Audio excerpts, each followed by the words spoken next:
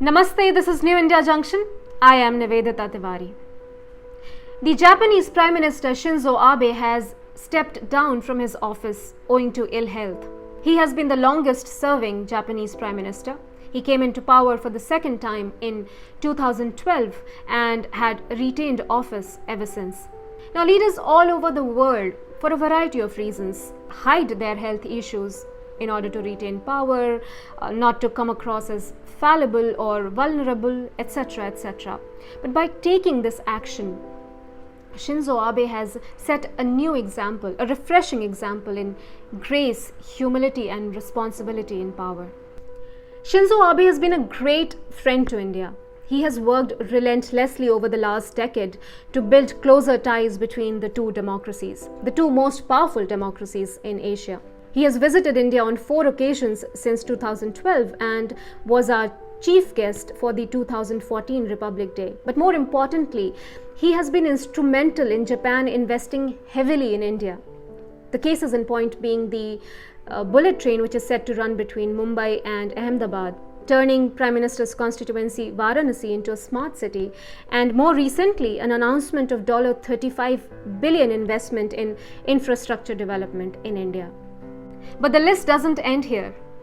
Japan under Abe has been a true friend when it comes to calling out the military incursions of China, its blatant disregard for international law, its actions as a global bully, its punitive foreign policy. Remember, much before America under Trump and more recently Australia, it has been Japan under Abe which has been a vocal opponent along with India of the Belt and Road Initiative of China, which undermines the sovereignty of India. The Indo-Pacific, as understood today, is also a Japanese construct and was first spelt out by Abe, who saw the strategic and trade potential of a free, fair and open Indo-Pacific region and India's vital role in the Quad. Japan has also played a key role in developmental partnerships such as the South-South Cooperation and Project MOSM as a counter to Chinese aggression and expansion. I remember going on a school trip to Sarnath and finding a Japanese delegation there. The memory of what binds the two countries together is very strong. India-Japan ties have strong cultural and civilizational roots, and it found a beautiful symbolism when Abe along with his wife attended the Ganga Aarati in Varanasi in 2015. May the gods grant him back his health soon.